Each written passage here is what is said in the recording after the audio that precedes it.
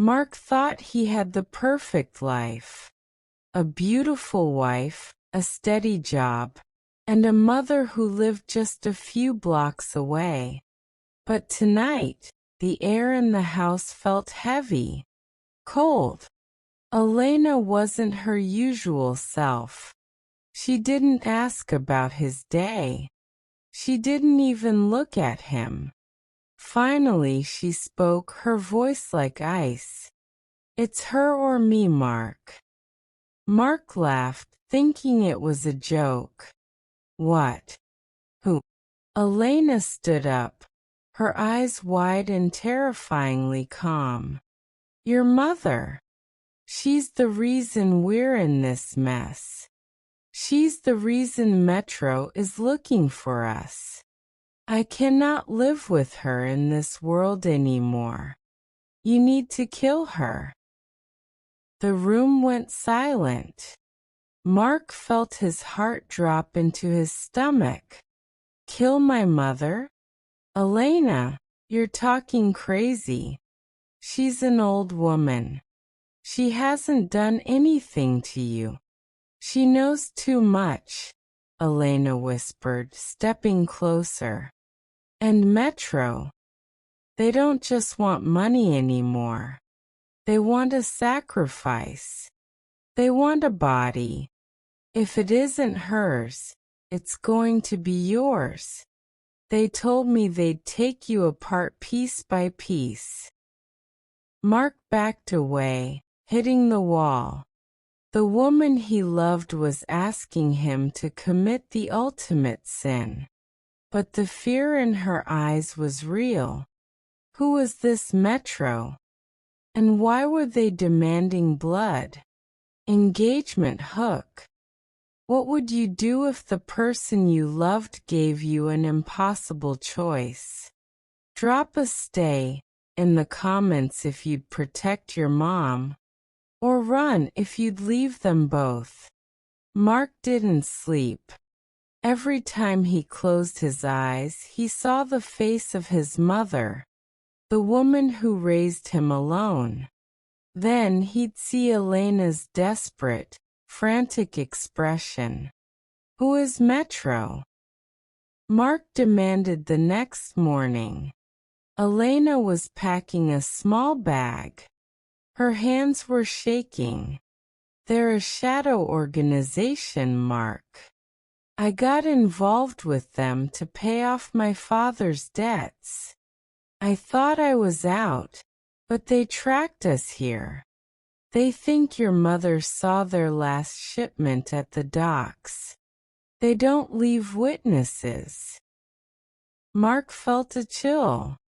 His mother loved her evening walks by the pier.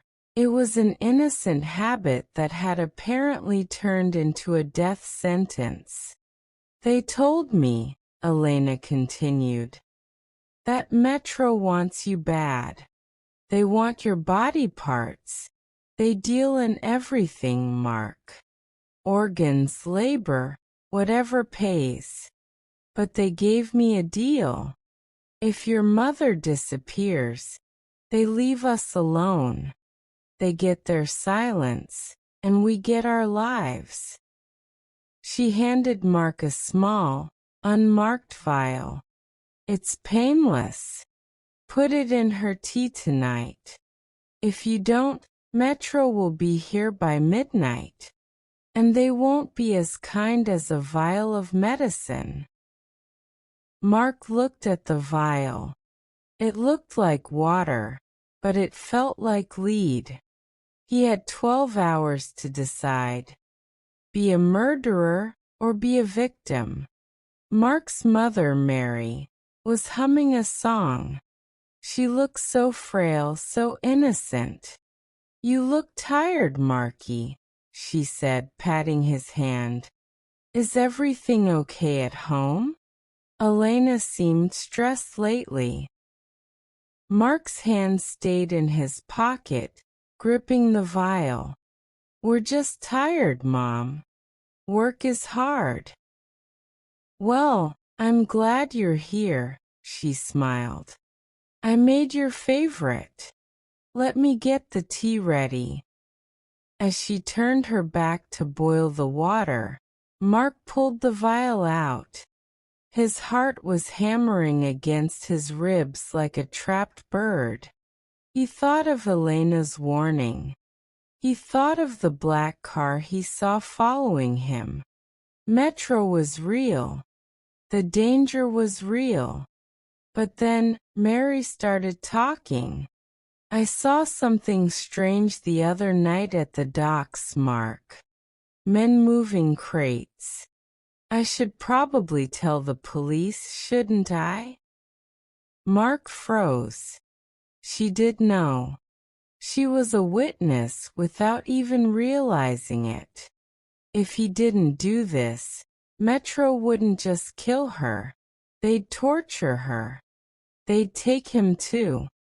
His hand hovered over her teacup. One drop. That's all it would take to save them. But as he looked at the back of his mother's head, he saw the gray hairs and remembered her holding him when he was a child. Engagement hook. The pressure is rising. Do you think Mark has the guts to go through with it? Type yes or a no right now. Mark couldn't do it. He tucked the vial back into his pocket just as Mary set the tea down. I forgot something in the car, Mom. I'll be right back. He stumbled outside, gasping for air. He needed to tell Elena they had to run. They had to go to the police together. But as he reached for his phone, he saw a notification he wasn't supposed to see.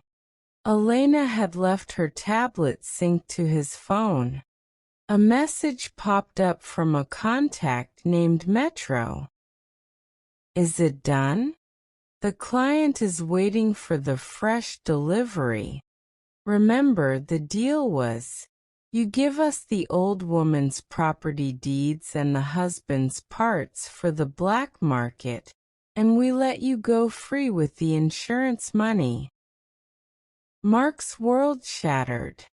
There was no debt. There was no witness at the docks. It was a setup. Elena wasn't trying to save them. She was selling him. Metro didn't want his mother. They wanted him.